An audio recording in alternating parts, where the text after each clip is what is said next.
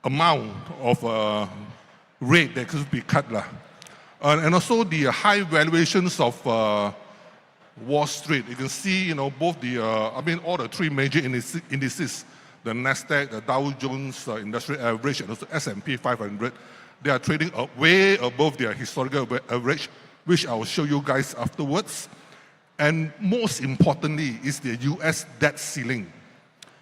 As you can see now, there's no argument or debate within the Congress about this debt ceiling because it was suspended in June 2024 until next year, January 2025. Right, that's why this big problem hasn't been brought up during their debate. But mind you, when this debt ceiling was suspended, right, the US national debt, their total debt, was around 31.4 trillion. Okay, so 1.5 years down the road, this national debt has escalated by 4 trillion. Now it's hovering with around 35.6 or 7 trillion. Okay, and if you base this amount at around, let's say, 4% interest, the US has to pay in excess of 1 trillion USD in interest payment alone for next year to service this debt. So how can things look so nice and, stocks reaching record high? So we have to be very, very cautious and careful about the US market, all right, moving forward, especially for next year. Okay, this is the reason why US market has been hitting record high. Because of what? Money they have printed over the years. The Fed's balance sheet before all this QE printing money, right? I think the Fed's balance sheet was hovering below the 1 trillion USD. But after that, once they got addicted to this QE, I think their balance sheet has spiked up to almost 10 trillion USD. That is why with this excess liquidity in the market, I think that's why all this money has find themselves into the equity market and also the bond as well, especially for equity market, because there's nowhere else to go. I think the Europe market is crap, not doing anything, right? Now they are like boycotting China and Hong Kong. I think previously, I think at the moment maybe not. So that's why money has been maintained within the US financial system for over the last few years. That's why you're seeing this record run in the US market. So another warning, okay, be very careful as well. Okay, how is the US going to finance their debt? 35, I think come end of 2024, right, maybe the national debt would go beyond 36 trillion. Who knows? Previously we have got the Japan and China as their main takers for their debt. Now China, I think, is certainly not very friendly terms with the US, right? We all know the reasons why. So that's why we have this scenario whereby China has been selling their bonds holding in US Treasury. I think at the peak, right, I think China has been holding about 1.4 trillion.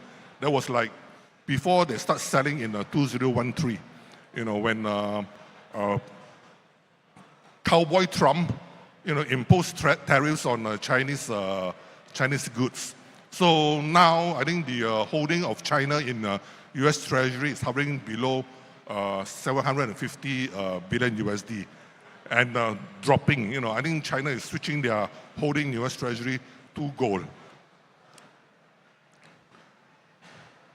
Okay, moving over to Hong Kong, right? I think outlook has been improving, especially over the last 2-3 weeks, when China has announced their what we call the bazooka easing policy, right? So as a result, you can see Hang Seng, went beyond the 23,000 level. I think currently it's hovering around the 21,000 level. But this morning, I don't know whether you guys have read the news about China has prepared 325 billion USD ready to be injected into the financial market this morning. So, which is not updated here in the slide. Okay, so with this, right, I think there will be another spike up in the Hang Seng Index on Monday. All right, I think this will be another positive catalyst for both the Hong Kong market and also the China market going for next week. So with that, right, hopefully the positive sentiment would spill over to ASEAN market. All right, I think China's bazooka policy, I think you can see from the from the slide here, I think it covers a spate of positive catalysts, lowering mortgage rates, trying to improve the property sector and also the financial sector as well. And also, most importantly, the cut in the reserve requirement ratio, the RRR. I think this RRR cut, I think I've been mentioning this for almost the last 2 years, and finally it happened, I think, earlier this year and a few weeks ago. All right. I think for your information, right, for every 25 basis point cut in the RRR, I think it will inject about 70 billion USD into the into the financial market in China. So that's why it plays a huge part in reviving sentiment in both the Chinese and Hong Kong market, right? But with such a good news flow and positive developments in China and from the central bank, PBOC, injecting trillions of renminbi into the market, and yet performance of the Hang Seng Index and also the Chinese market is not in line, with the all these positive developments. Why? Because I suspect, right, there's, apart from the tariffs, the American or the foreign funds, they have also suddenly boycotting these two larger markets in Asia. That's why over the last few months, we are seeing some of the foreign funds, I think they are more focused on the ASEAN market, especially Malaysia, and then Vietnam, Indonesia, things like that. Here I'm showing you the valuations of the three major indices on Wall Street and also the Hang Seng Index. As you can see, the Hang Seng Index is still trading way below their historical average, while the three major indices, the Dow Jones, Nasdaq, and S&P 500, are trading way above their average. So be cautious, be careful. Okay, let's come back to Malaysia. Selamat datang. You can see that the KLCI at the moment is trading around the 15 times PE.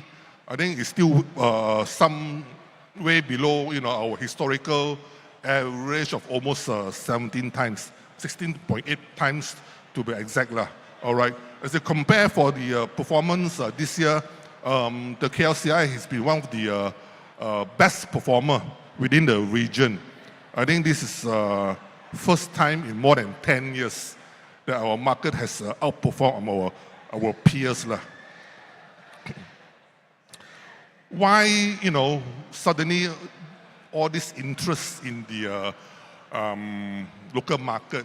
I think first and foremost, political stability. I mentioned just now, political stability is very important. I think that has enticed a lot of foreign equity fund back into this country.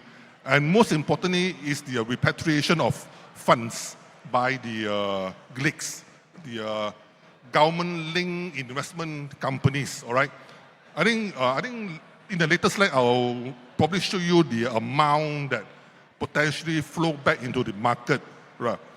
But from these three, right, there's been net inflow from both the local institutions and the foreign funds. But if you look at the middle column, the retail segment, this one is This is bad, very bad. Outflow of 4.8 billion ringgit. Why?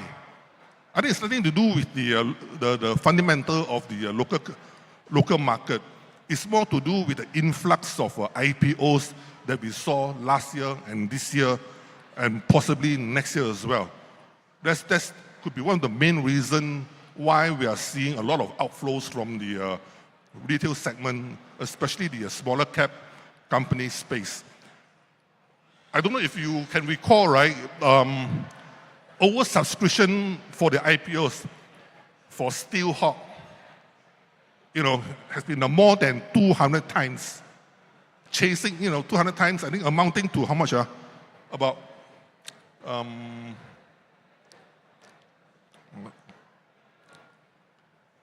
I think I skipped too much. Hang on. Retail participation. Oversubscribed by 277 times, okay? Locking in 1 billion ringgit, chasing for what? 24.5 million shares at 15 cents each. That's about 2 over million. 1 billion ringgit chasing for 2 over million shares. My God, that's the problem now. A lot of liquidity has been locked in by all these IPOs. That is the problem. So moving forward, the way the IPO is coming on stream, right, is certainly taking out the liquidity from the retail segment. I think at the beginning of this year, retail participation has hovered within the 26%. Now, I think maybe between 16 to 18% the most. That's why we are seeing a reduction in retail participation within the smaller cap companies. Okay, sorry, let me go back to the this one. All right. Yes, I've dissected our Asian market into 3 parts. The neutrals mainly comprise of ASEAN market, and then the bros. Bros meaning friends with the US. We've got Taiwan, Korea, and India. And you can see the performance of the 3 bros. All right. And then not too bro one, China and Hong Kong. I think luckily for the recent rally, right, year to date is in black. I think before this rally, it was in the red as well, right? So that's why we are seeing some funds trickling back into Hong Kong and China, and we are hoping it to be to gather momentum moving forward, especially with the recent announced easing measures. Okay, are we in the Premier League yet? Are we in Premier League? Okay, these are the checklists that I've prepared. First and foremost, political stability. You can see that during the 2018 to 2022, we have 4 different prime ministers.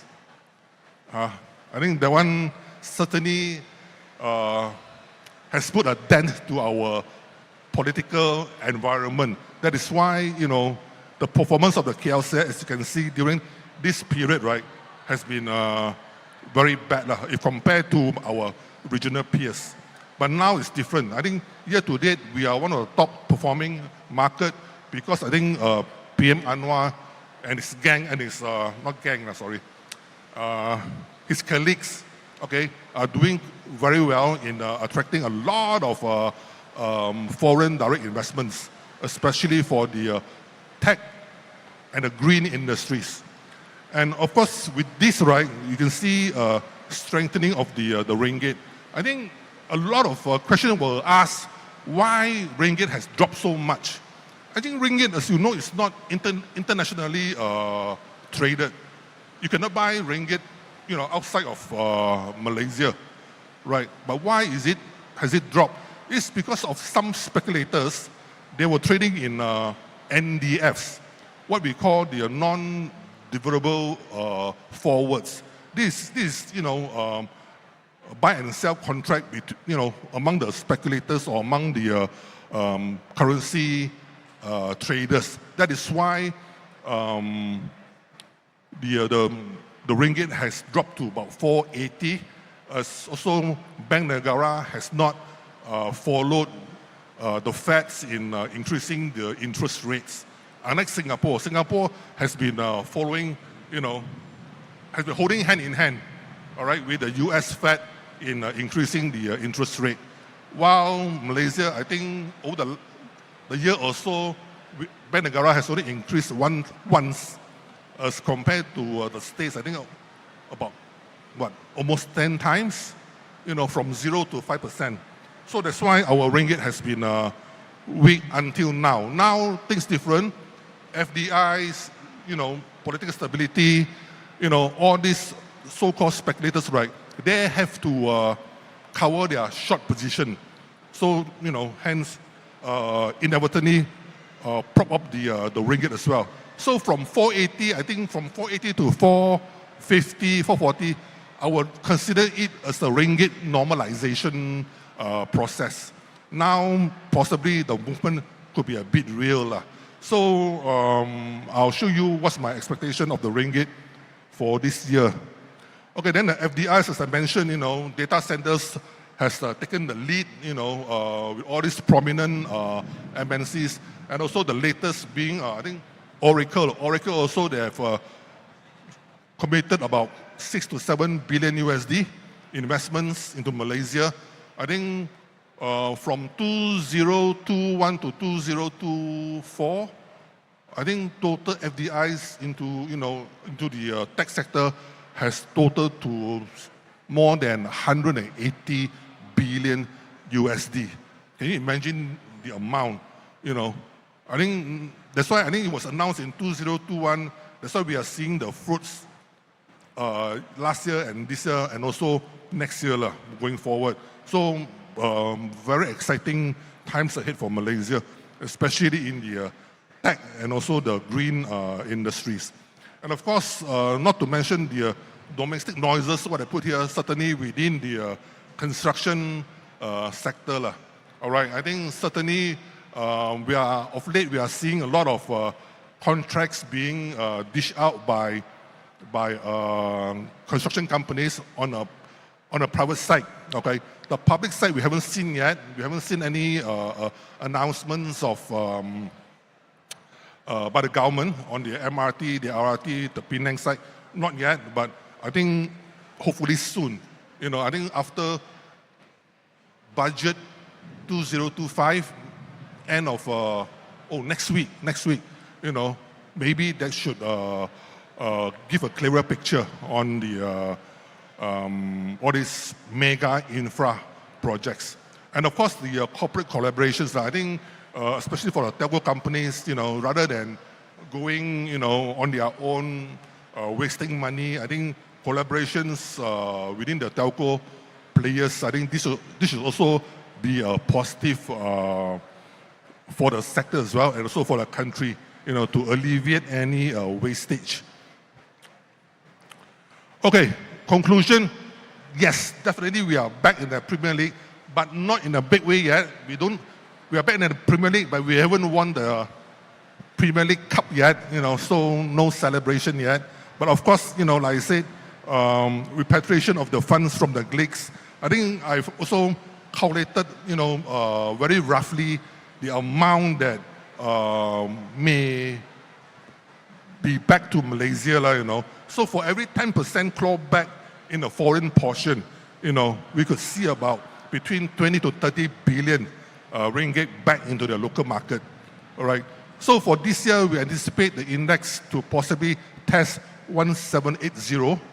I think from now another 100 over points, another 2.5 months. We'll wait and see whether it can be achieved or not. All right, this is based on about 7.8 times. This as per our 5-year average PE.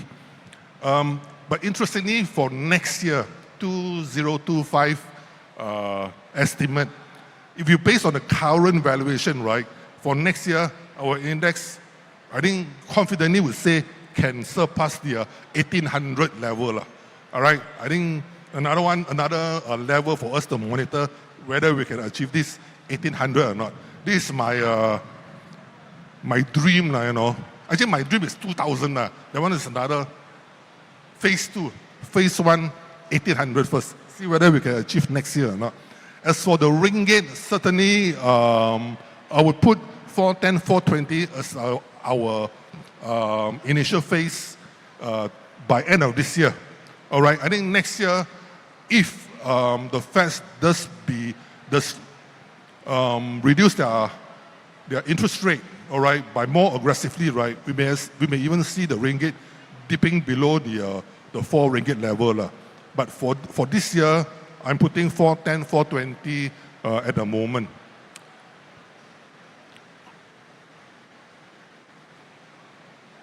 Okay, football. This is by no means, my recommendation for you guys, but this is just my preference as a portfolio for next year. Okay, I think, of course, defenders, solid, good fundamentals, good dividends, and I put all the banks there, you cannot go wrong with the banks, all right? And for your information, right, if you like banks, I think have a look at Affin Bank as well. I think Affin Bank, with the recent change in the shareholder back to the Sarawak government, I think that constitutes some exciting prospect for Affin Bank. Especially you can see that Sarawak is fast becoming a very rich state. I think over the next few years, now they're in control of their oil, and also with the infrastructure going on within Sabah, Sarawak, not to forget Nusantara, the new capital of Indonesia. That I think should also springboard Affin Bank to another level. I think that one can consider. Okay, the midfielders. Here I put one telco, CelcomDigi, which is our favorite as well, and also 2 construction companies, IGM and Gamuda.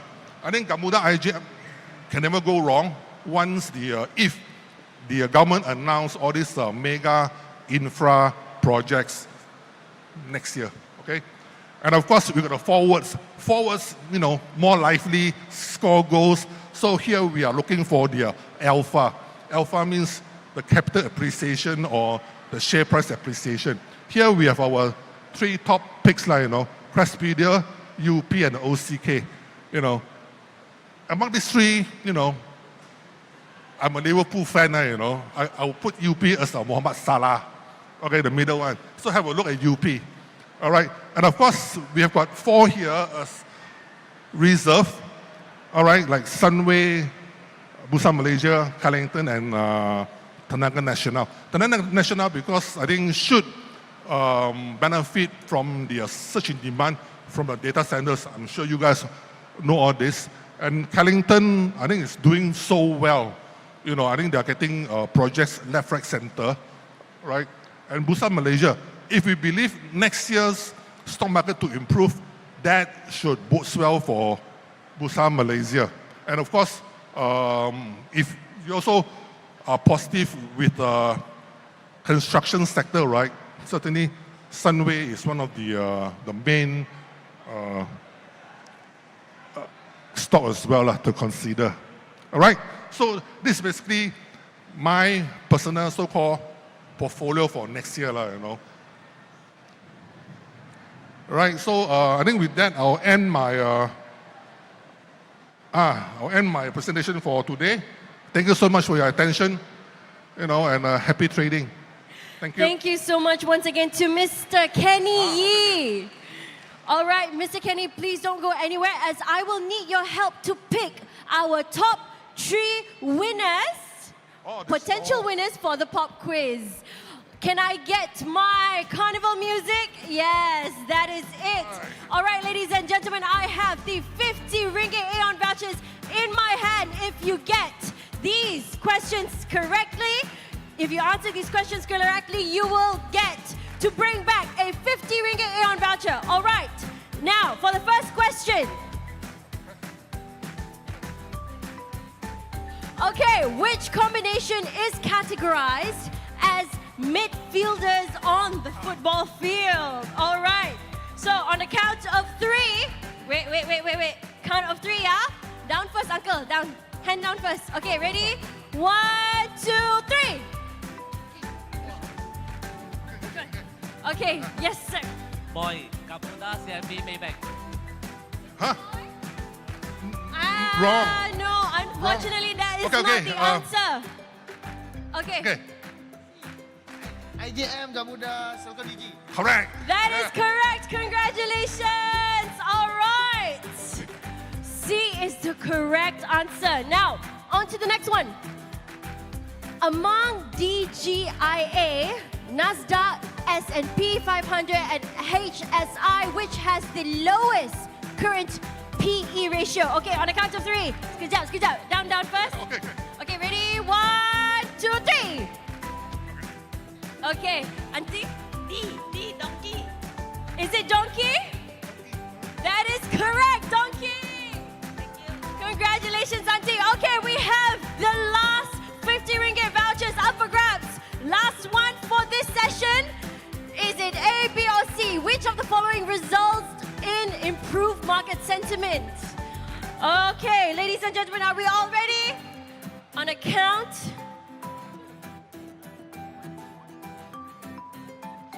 Okay, on the count of 3. 1, 2. Sabar, 3 belum lagi. Okay, wait. You have to make sure Mr. Kenny sees you, yeah? It's not me, it's him, okay? Ready? 1, 2, 3.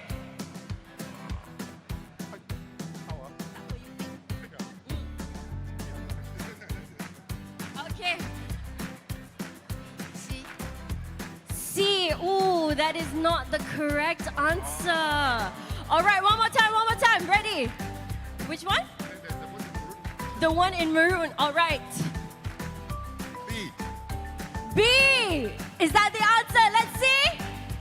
That is correct. Congratulations. Thank you once again to Mr. Kenny Yee. Thank you.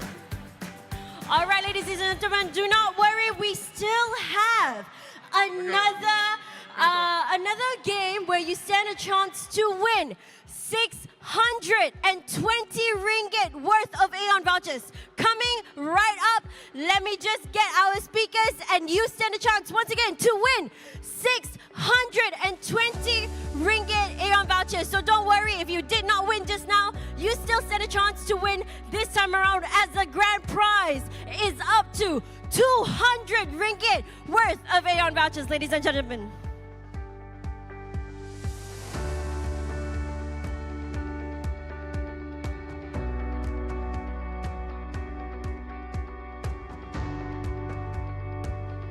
All right, ladies and gentlemen, are you guys ready for the investment game? So without further ado, I would like to invite from Securities Commission Malaysia, Sir Amir. Hello. How are you guys? Okay. So, some of you guys might not be lucky for the lucky draw, right? Okay, so this is our consolation prize, okay? So you, if you join our investment games, it's a Kahoot, okay? Scan the QR code, okay? There are 10 places to be won, okay? 1, 2, 3, 4, 5, 6, 7, 8, 9, 10. First prize is 200 ringgit Aeon vouchers. Second prize is 150, and so forth, so on. So, okay?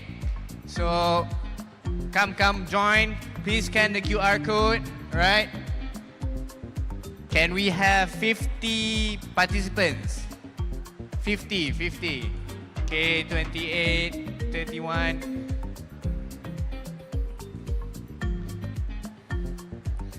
Please come and join. You can win 200 ringgit Aeon vouchers, all right?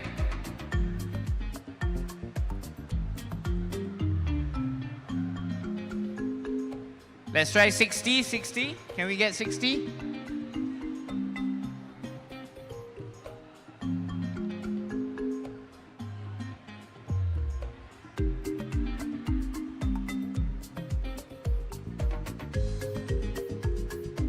Any more? We need 4 more.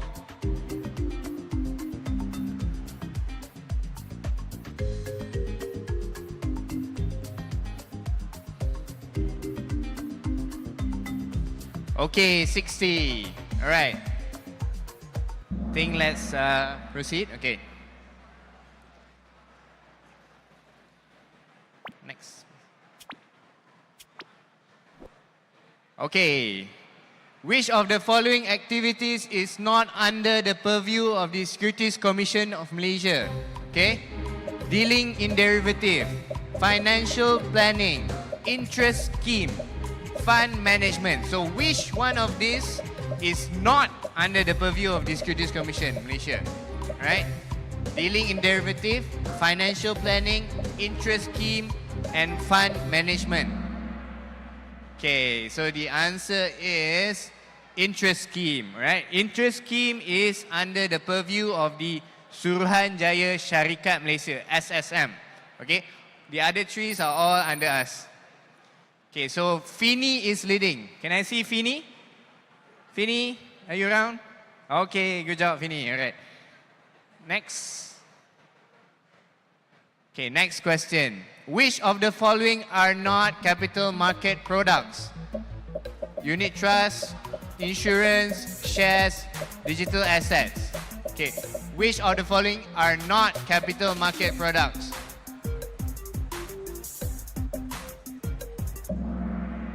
Okay, the answer is insurance, right? Insurance is governed by Bank Negara Malaysia, right? So digital assets, Bitcoin, is governed by Securities Commission Malaysia, right? So moving on to the third question. Okay, Eddie is number one right now. So Eddie, can I get a raise of hand, Eddie? Anyone, anyone? Malu Eddie, okay. Next. Okay, should you invest 350 if you were offered high returns of 10,000 within 3 hours with no risk? Yes or no? You invest 300 with a returns of 10,000 within 3 hours and no risk. Is it a safe investment? And should you invest in it? Yes or no? Alright, so the answer is no. Okay? So for the 5 people who say yes, please, be very, very careful. There is no such investments that comes with no risk. Okay? Alright, let's see the leaderboard.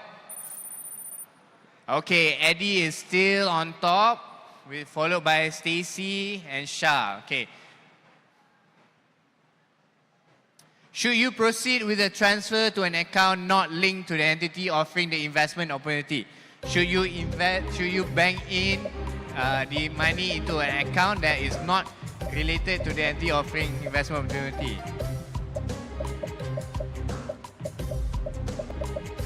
I think yeah.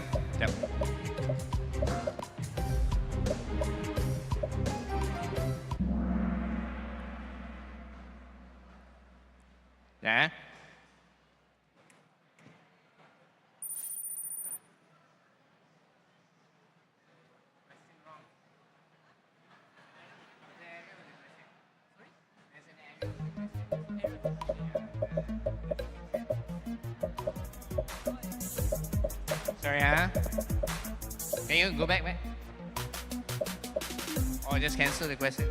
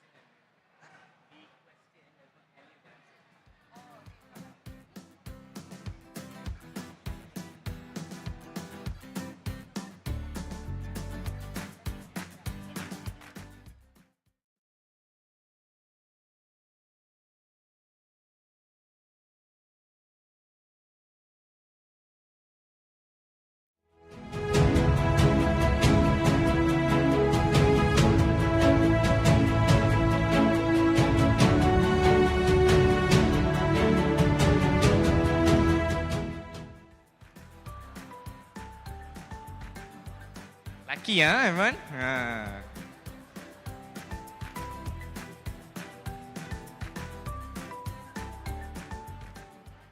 Okay, So please scan again the QR code. Can we get 60 again?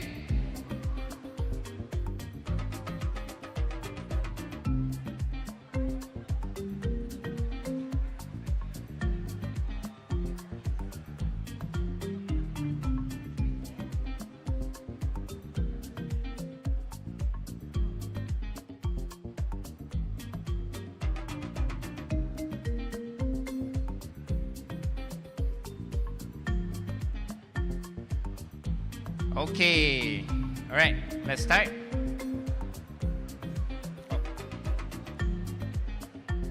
Okay, let's start. All right, so everyone knows the drill already, right? Okay, so be as fast as possible and as accurate as possible, okay? All right, let's go. Okay, the first question, get ready everyone. Okay, 3, 2, 1.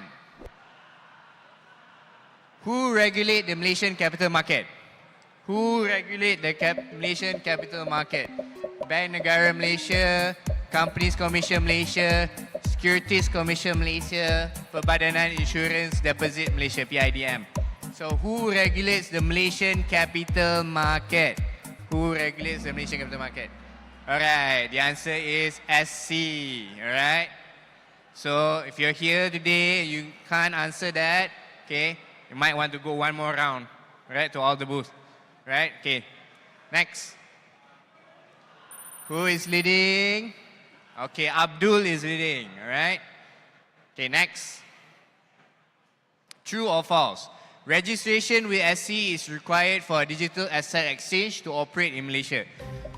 If someone is offering trading of bitcoins or cryptocurrencies on their platform, do they need registration from the SC? True or false? Okay, yes, the answer is true. They will need registration with the SC. Any platforms that are not registered with the SC, please avoid them. Okay, moving on. Okay, let's see the leaderboard. Abdul is still leading, followed by Mystery Energy and followed by Stephen Liao. Okay, next. Okay, what are the common tricks used by scammers to lure victim? Promise of high returns with minimum risk, promise of guaranteed return with no risk, limited time offer, or all of the above. Right? So what are the common tricks used by scammers? Right, 4, 3, 2, 1. Okay, so the answer is all of the above, right? They will promise you high return with minimum risk, with no risk. They'll force you to invest now, limited time offer, right? So all of this is the tricks used by scammers, okay? So next. Let's see the leaderboard. Okay, Emma has overtaken the lead for this game today. Right, so let's go to the next question. Question number 4. Would you consider paying additional fees such as tax or exchange rate fees before withdrawing your investment profit?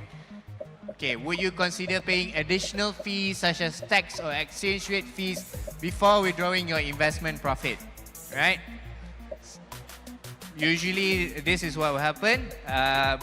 They say, the person will say, if you want to withdraw, you need to pay tax, you need to pay any. So, should you or not? So, no. Okay, the answer is no.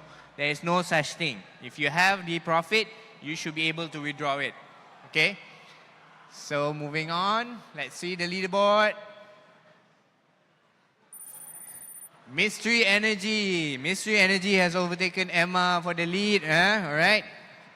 Okay, so last question. Companies offering investment-linked insurance scheme must be licensed by?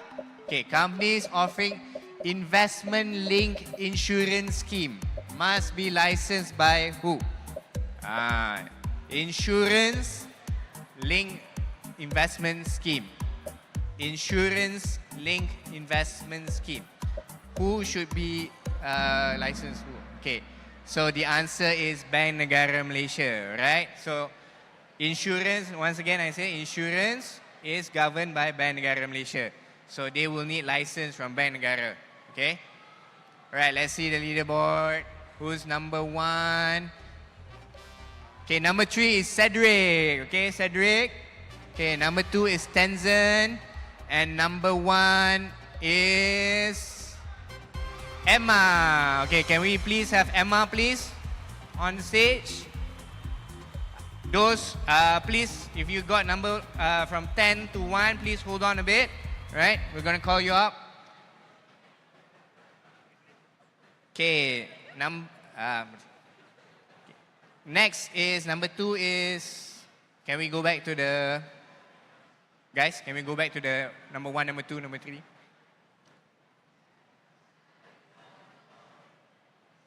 Okay, can we get Tenzin, number 2? All right.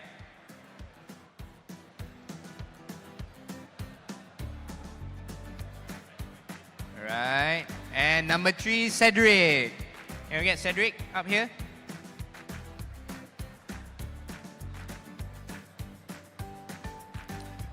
Followed by BR, number 4. BR, is there a BR here? Okay, BR, sir.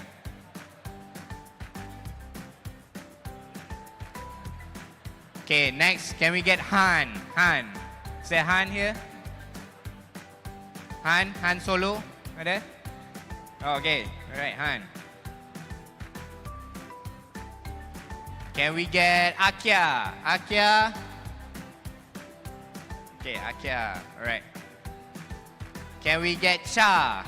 Cha? Cha? Cha, okay, Cha. Come on, my here, Cha. Can we get Temiti? Temiti? Temiti, right. TCM.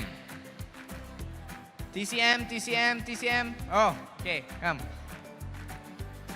And lastly, KYY. Can we get KYY on the stage? KYY.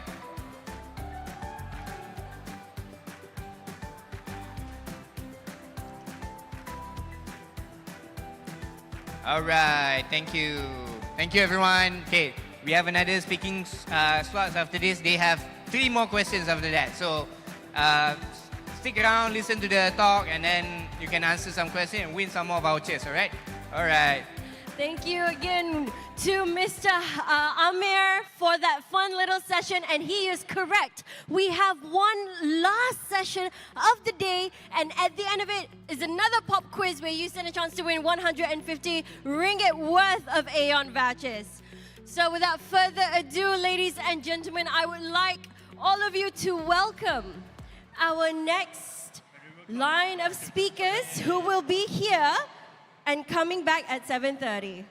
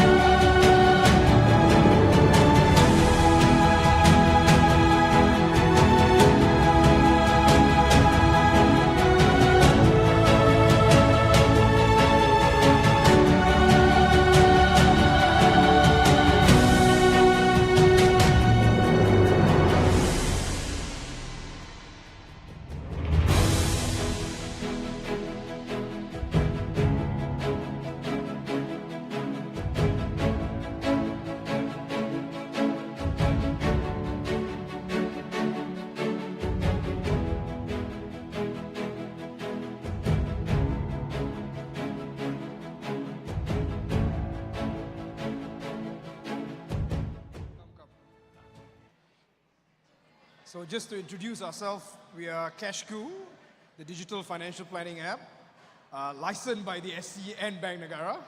Very important. I think the whole session this time around is about awareness on scams. So I'll pass over to my colleague Jun, who will be taking us through what it looks like to plan for your retirement. That's the kind of tagline today. Okay, thank you so much, Raven, for the quick introductions. So good evening, everyone. Thanks for being here today. So my name is Jun, and I'm very excited to walk you through a key topic that really matters to everyone here today, which is your financial futures. So today we'll be exploring how unit trust, along with financial planning, will actually achieve your long-term financial goal.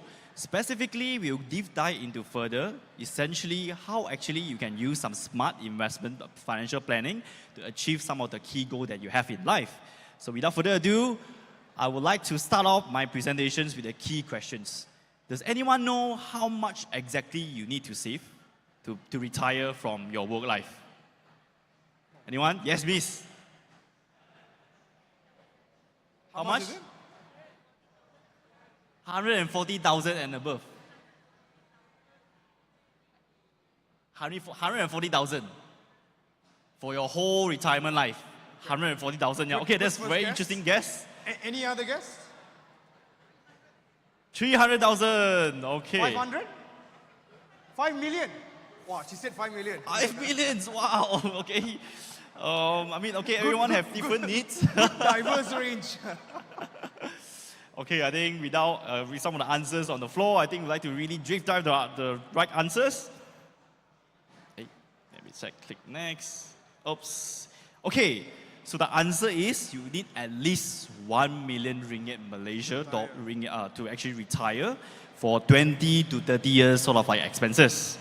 So according to a study done by EPF, 1 million is actually the bare minimum you actually need to retire for at least 20 years, and this is including factoring some of the rising medical costs, some food costs, as well as the inflation costs.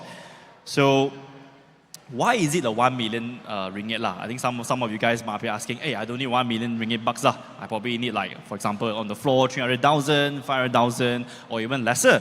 So according to another study done by EPF and so some of the key expenses that you'll be living in Klang Valley, for example, for food, petrol, etc., you will need somewhere around 2.5k per month to actually kickstart a retirement life lah. So with like 2.5k per month, which actually sum out to 1 million bucks lah for 20 years. So what are the key questions that I asked the floor? Why do you actually need to save 1 million lah? That's a question that I think everyone might be asking yourself, right? So without further ado, as we are growing, technology advances, we are more food conscious, health conscious. I think everyone is going to know like what kind of health that you have. You can go to doctor, clinic is very accessible. So the life expectancy actually grow to 76 years according to a study done by 2020. So with the life expectancy increasing, food price increasing, inflation increasing, you do actually need kind of like a 30,000 per annum for the 25 years sort of like a retirement life. So with that, you actually sum up to 600 over thousands for 25 years of living. But this, you actually haven't factored in some of the inflation costs. So let's say we take a look at the average inflation rates over the past few years. So if you look at the inflation in Malaysia, starting from 2013 to 2022, we are averaging about 2%. So let's take a look if, let's say, we actually put in the 2% into the retirement. But how many of us believe that inflation is 2%? What do you think your inflation is? 11%? Sounds about right. What about you? What do you think your inflation is? 15? 15. Wow. Wow. No, but that's, so just to give you an idea, and this is a study done by MMA, the cost of getting your medical insurance and medical kind of coverage increases by about 18% per year, right? That's the kind of inflationary figure. One of your biggest expenses in retirement is medical expense, right? And that's growing at 18% per year. Yep. Right? So it's really high, yes. So the 2% is really just for example, and also the average that we have done across the 10-year studies lah. So let's say if we put in the average inflation rate of 2%, coupled with the 30,000 per annum, that kind of like minimum saving you need to cover like expenses, and we put into the account, so we actually need at least 1.2 million to retire from the year of 2049 to 2069. And this itself essentially means that you need to save about 50,000 per annum just to cover your like retirement life or when you retire lah. So I guess this number is quite worrying, right? I think some of you might be thinking, hey, how exactly I'm going to hit like million ringgit in like 25 years from now? That actually, so the answer is actually it's quite achievable lah. You just need to do some smart financial planning and also look through your expenses, and which is something that today me and Raven will share a bit more about your investment sort of like planning as well as some financial literacy sort of like planning lah. But not for everyone though. She said 5 million. So the 5 million. Some people were already afraid and know the amount and know the bits, right? With 5 million, then you need to think a bit more about how you can actually invest a little bit more, and maybe you want to like save a bit more lah. So, if you invest the same amount that required from the previous slide that we are showing, right? So 30,000 per annum, if you put in any sort of like investments or like unit trust, or you put in any like trustable fund managers with an average growth rate of 8%, this is what essentially you will get in the year of 25. It's actually 2.4 million. So that is actually more than enough to cover your general expenses in Klang Valley, and also with a surplus of 1 million to actually for you to spend, lavishly, go travel, spend with family, so on and so forth. But I think the question is, hey, I don't have like, 30K or 50K to save every month, right? Yeah. So let's take a look at an example that if you just starting to save 500 ringgit per month, and with the additions of 10% yearly increments, starting for year 1 to year 25, and you put it into the 8% sort of like a unit trust fund, right? So essentially this is what you get. 1.2 million is the exact amount that you need to retire from 25 years from now and to live in Klang Valley. So this is the power of investments as well as saving, and also put in your money into the right unit trust fund. You can essentially achieve your retirement goal. Yep. So without further ado, I'd like to pass it to Raven to explain a little bit why is it important to know a bit more about cash flow and calculate your net worth. Sure. Thanks. Here you go. Thanks, Jun. So I think the key is, Jun gave us a roundup. I hope he scared you enough about retirement. Maybe not to some, but a lot of you, I hope he scared you in. And that's the whole purpose, right? Creating awareness around what you need to save. But I think the other bit is this slide, I think this slide tells you how accessible saving for your retirement is, right? We all underestimate that. That's 500 ringgit a month. Huh? And all you have to do is increase it by 10% every year in how much you save, right? So if it's 500 ringgit a month this year, next year it's going to be 550 ringgit a month. The year after is going to be 605 ringgit a month, right? And the big caveat is you got to make sure that your portfolio is growing consistently at 8%. So it's a bit more work than kind of really just sitting down, putting the money in FD, right? Because if you put your money in FD, inflation eats into your real value of your savings, right? So what that means is you can't buy as many goods and services, right? Whether it's a car or donuts, you buy lesser of it with the same amount of money every year. So we'll get back to what we do at Cashco, right? So the first thing is, because we at SC InvestSmart, you get to book your free financial advisory session via the app, right? And we'll run you through what we actually do in our live session, right? One-on-one with our financial planning advisors. So first things first, right? How many of you have heard of the word cash flow? Maybe a show of hands. So a couple of you have heard of the word cash flow. That's impressive. The key thing, right? Which is, I think it's a bit of an informed crowd. It's the second day of InvestSmart, right? So you all must have had some form of learning. Cash flow is the biggest and most important thing to manage in your finances, right? Many of the times, we've had clients where they've had money, right? But they just forgot to pay their credit card debt. And then when they come and see us, it's accumulated to such a large amount, right, that they now have interest accumulated. So making sure your month-on-month cash flow is positive is your first step towards any form of planning, whether retirement or savings or any goal planning, right? So this is just the one-on-one, right? What's your cash inflow, right? It's not just your salary, right? Many people miss out that your rental from properties, if you have investment properties, right? And also your payout from investments, right? So if you ask the younger generation today, there's a nice word that they throw out there. It's called FIRE, right? Financial independence, or financially independent, retire early, right? And the component that they're focused on is the payout from investments, right? So how can they grow their investment pot, right? And the return from their investment pot so that, again, legitimate investment pot. So the guys that are here, right?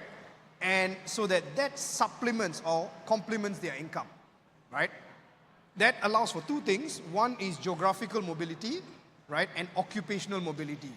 In case you decided you want to move between jobs, you have a bit of emergency cash kept aside, right? Same thing, if you decided you want to, move to another country and learn a new culture, you have some emergency cash, right? Now, cash outflow. Now, this is the stuff that we all think about every day, right? Or every month. Every month. Right? It's your rent, it's your utilities. If you own a house, then it's mortgage payment, transportation, groceries, which is not cheap these days, right? And all other outgoings, right? So the first thing we do with Cashku when you have a financial advisory session is we check whether you are in the green or in the red, right? And if you're in the red, no worries, we will get to it, right? Because most of the time, the outflow is because you've pre-spent it, right? So these are things like your Netflix subscription, right? And all other Spotify, you name it, right? These are things that you subscribe to, but before you start getting your salary, you've already got a huge kind of bill, right? Because you've subscribed to it for a year, right? And any other buy now, pay later kind of stuff, buying your iPhone in a 24 months kind of installment. So this is the first thing we look at, right? As I said, whether you're in the green or in the red, and then we take it from there, right? And I must say, it's a daunting process. So it's good to speak to a professional financial planner because it's not easy going through that process yourself. It's almost like a medical checkup, right? The reason why you go and see a doctor is so that he professionally looks at where you stand, right? And be able to advise you further. So these are some of the stuff that we would or some of the strategies, very basic, right? How would you reduce your cash outflow? One is online buying did not help, right? Because it removed the barrier of purchasing, right? On a click of a button, you can order a $5,000, $10,000 product, right? So one of the key things we tell the younger guys is wait 24 hours, right? See if you still really want it. If you really want it, then maybe you might need it, right? But other than that, it allows you to weed out impulsive purchase, right? Which is what some of the platforms are meant to do, right? You see when you buy an item A, then there's a promotion. Oh, if you buy 3 other items, your delivery charge gets, FOC. So you're spending $30 more to save $3 of delivery charge.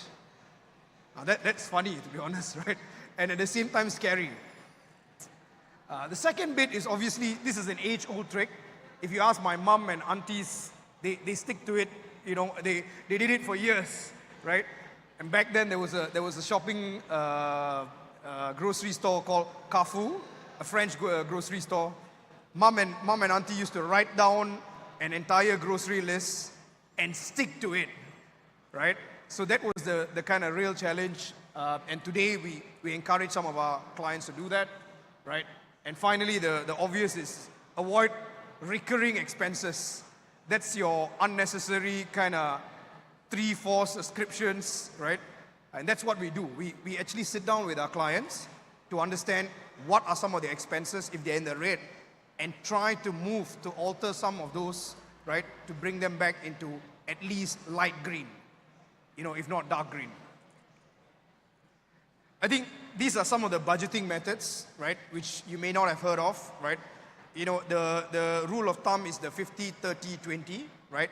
50% for your needs, 30% for your wants, right? Let's face it, we're not saints, right? We're still humans, right? There are sometimes, today I decided I wanted to have Carl's Jr. for lunch. I haven't had Carl's Jr. for a very, very long time, and Mid Valley is accessible, right? So I went to have Carl's Jr. And then finally is your savings, right? So the way we reverse this actually, we set up direct debits for our client, right, who want to save regularly. So what they do is a good example of that. They say you're earning 5,000 ringgit, and we set up a 2,000 ringgit direct debit for you. So suddenly, you are spending as a function of 3,000 ringgit, right? Because the 2,000 is kind of swept away into a savings/investment account, right? Now to think of it, to give it a bit more context, if you earn 10,000 and you save 6, suddenly you're spending as a function of 4, right? That means you're delaying all the kind of premium expense. You're not spending like a guy who's earning 10,000, right? I know all this sounds obvious, but making it a habit is the challenge, right? Making sure that you adhere to the habit, or forceful habit, is where we come into the picture, right? Some of the other kind of budgeting methods here, zero-based, envelope. Envelope is literally putting it in an envelope, right? Whether digital or physical, right? So that at least you don't see the money. So the second part to our financial health check, which we do, is to actually ascertain your net worth. That means to list down your assets, right? These are some of liquid assets, right? Liquid asset doesn't just mean cash and savings. It means your investments in all the unit trusts, money market funds, right? Bonds, anything that is withdrawable in less than 2 weeks, right? And then you have fixed assets, and finally, like I said, investment assets, right? Then your liabilities, right? Are you taking too many loans, right? Because, today, in today's day and age, you have adverts for investment property, right? And then, are we really kind of taking too many loans and not knowing where we are from a net worth perspective? So we actually check whether you are in the green and the red from a net worth perspective, and then we advise you accordingly. So this is the starting, right? First is your cash flow, second is your net worth.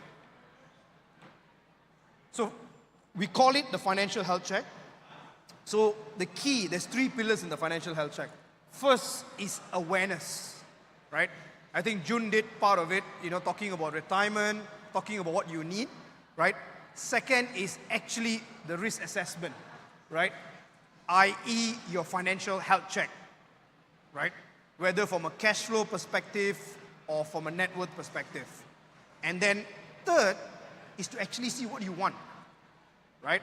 List down your goals. Sometimes we list down, I've done client sessions where they've list down 15 goals, right? It's good, because then I ask them, which is priority to you, right? Give me the top 3 priorities, right? Is it going on that Greece holiday? Is it retirement, or is it sending your kids to a British boarding school, right? You name it, and then we will work towards achieving your first 3 first, right? Because once you achieve your first 3 or first 2, then you have room to kind of think about all the other goals too, right? So sequencing. And, once again, right, there's all the sort of financial planners out there. What we make the difference in is that we allow to do it via Zoom. So you can actually schedule your session on the app at your convenience, right? It could be a lunch break, coffee break that you do, because a lot of them are working, right? We find that the working professionals don't have time to actually take time off to schedule a session one-on-one with a financial planner. So we do it via Zoom, right? And then you will pass the information, you will run through an interview, and then we take a couple of days back, right? Then we proceed to the next step, right? And most importantly, it's free. There's no charges for financial plan, right? It's when we start helping you execute, right? And as you grow your wealth, that's where we have an advisory fee, right? As a part of your total portfolio. So this is the kind of final, most important point, right? The law of compounding. You can kind of get 3%, right? And that's the growth of your money. Now, if you double that to 6%, which seems trivial, but your amount of money that you would have in 25 years, saving 950 ringgit a month, would move from 424,000 at 3% to 650,000, 649,000, right, at 6% growth. Now, assuming you grow at 10%, it's 1.19 million ringgit, right? Now, why do we put the chart out here? It's not so that you take speculative risks.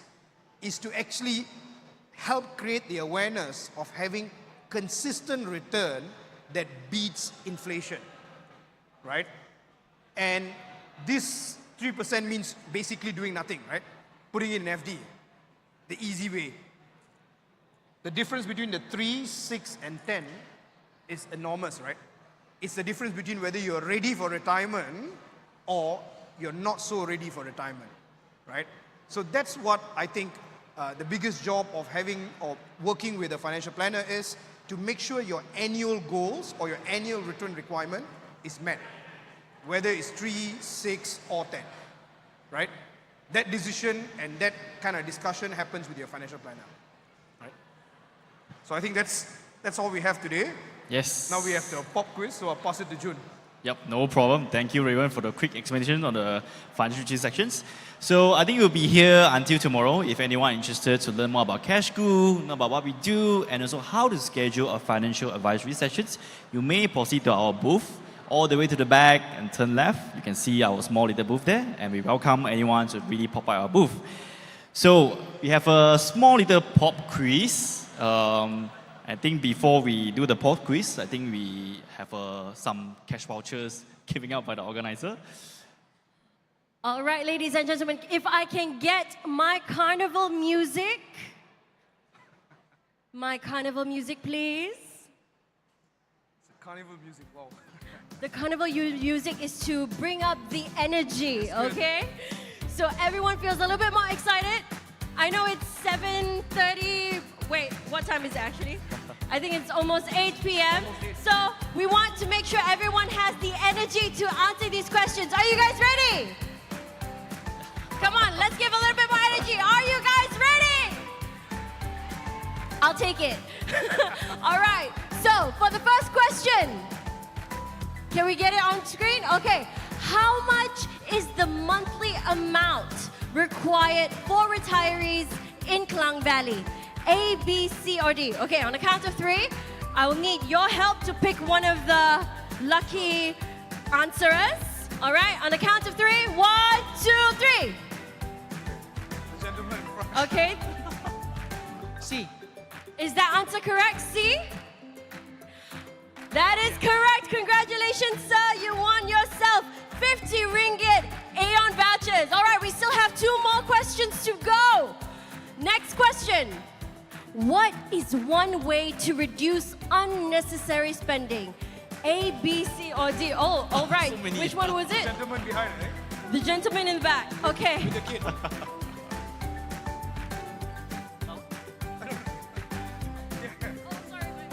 The answer is A. Wait for 24 hours. Is the answer A? Yes. Yes. Oh, no. Actually, D. it's all of the above. All right.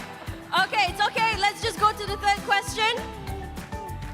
What is an example of a liquid asset? Cash and savings. Cash and savings is the answer A. Yes. That's correct. Yes. That is correct. All right, ladies and gentlemen, as we have missed that question, is it okay if I open the floor if they have any questions for you? Sure. Okay, so if anyone has a question, a legit, proper question to ask our panelists, please raise your hand and I will gift you this 50 ringgit voucher. But you have to be quick enough at the count of 3, all right? All right, on the count of 3, 1, 2, 3. One of them. All right. Which one?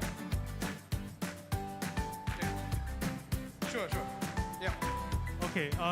Okay, my question is, right, because now we rely on the EPF for the retirements, right? Yes, if I say compare with the EPF and this one, the plannings, right, which one is better? So I think the plan includes your EPF savings, right? So that's one important thing to mention. EPF savings is part of your cash for retirement, right? You would have maybe other sort of investments, right?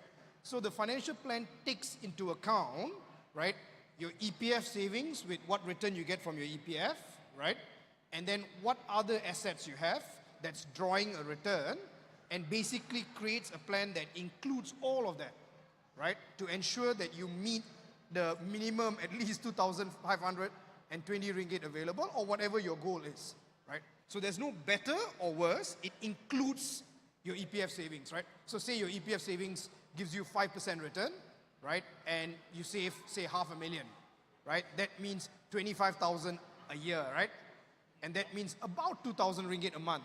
So if your goal is, say, 5,000, where are you going to get the additional 2,500 ringgit from, right? So that would be part of what the plan is including in, right? So it's not a comparison, but it's to look at what your goal is, and maybe it might be EPF together with a bit of kenanga, together with a bit of principal investment, that kind of stuff, right? So that's what a plan is for, right? All right, thank you so much. Congratulations. Sorry, I hope I answered your question. Okay, once again, ladies and gentlemen, give a round of applause to our panelists. Thank you, everyone. Thank you once again, gentlemen. All right. Thank you so much, ladies and gentlemen, for joining us here today on the second day of InvestSmart Fest 2024. Once again, we have the third day, our last day, that we will be here tomorrow, and we will have 2 lucky draw sessions, and I have just been informed that we will have actually 7 winners for our last session tomorrow. So if you would like to join us once again, please do come back and join our lucky draw. We have more panel sessions, better panel sessions, more information and knowledge that we are going to share. So, thank you once again, everyone, for joining us. Please enjoy our exhibitors that are here. We will be here until 9 p.m. So, once again, I am Marzisha. I have been your MC. Thank you so much, and I will see you tomorrow.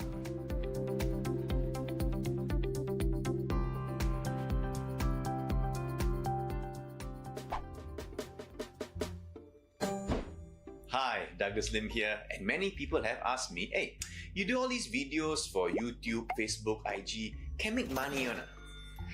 Honestly,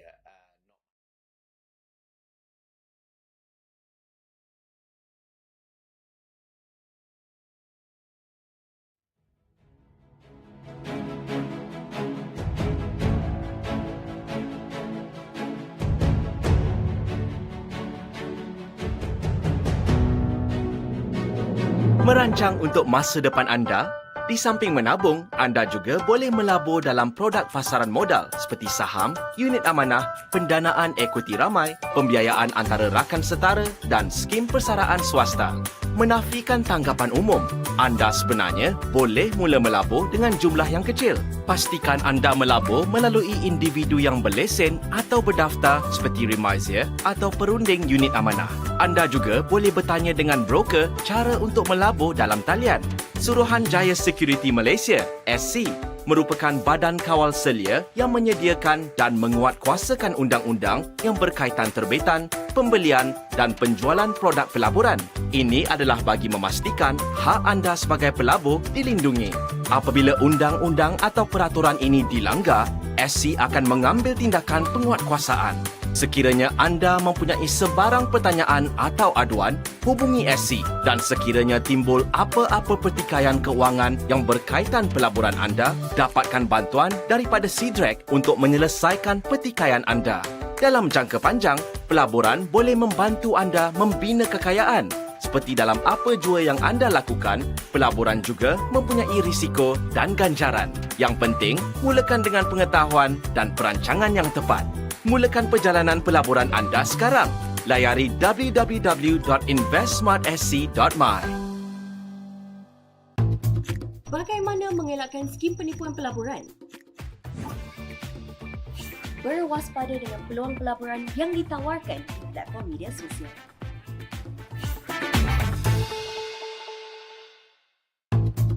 Bagaimana mengelakkan skim penipuan pelaburan? Jangan deposit wang anda ke dalam akaun bank individu.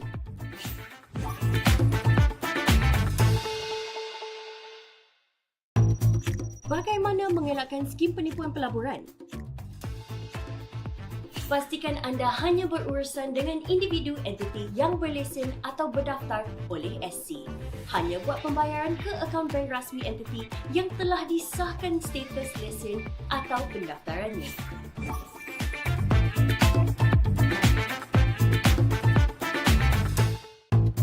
Bagaimana mengelakkan skim penipuan pelaburan? Rujuk portal Semak Sebelum Labur di laman web SC untuk mengesahkan status lesen atau pendaftaran individu atau entiti yang menawarkan peluang pelaburan.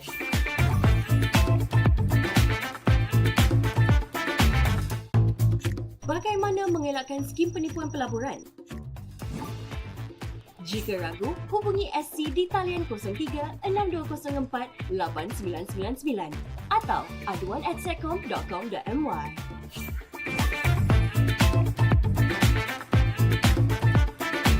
Bijak labur hidup makmur. Semua mahu kaya, tapi jangan salah langkahnya. Jika terpedaya hidup sengsara, macam-macam skim yang ada mesti faham mana di labur. Lesen SC pastikan ada, silap labur, duit lebur. Ingin tahu produk sah yang ada, laman web InvestSmart jawapannya. Pesanan ini dibawakan oleh Suruhanjaya Security Malaysia. Anda ingin menjadi kaya, tetapi awas, terdapat banyak skim-skim pelaburan yang tidak sah di pasaran. Jika ragu-ragu, anda boleh menjumpai kami untuk memahami formula TIPU. Apa itu TIPU? T. Tidak akan rugi. I. Indah kabar dari rupa. P. Peluang hanya sekali. U. Untung besar. Ingat dan berwaspada dengan formula TIPU ini. Untuk sebarang pertanyaan mengenai pasaran modal, anda boleh menghubungi kami. Are you looking to get rich? Beware. There are countless illegal investment schemes in the market. Always remember to be vigilant for the TIPU formula. What is TIPU? T. No loss. I. Too good to be true. P. One-time opportunity. U. Huge profit. Always remember to be vigilant for the TIPU formula. For any inquiries regarding the capital market, feel free to get in touch with us. 您想致富吗？但请小心，市场上有许多非法投资计划。若有疑问，请联系我们以了解。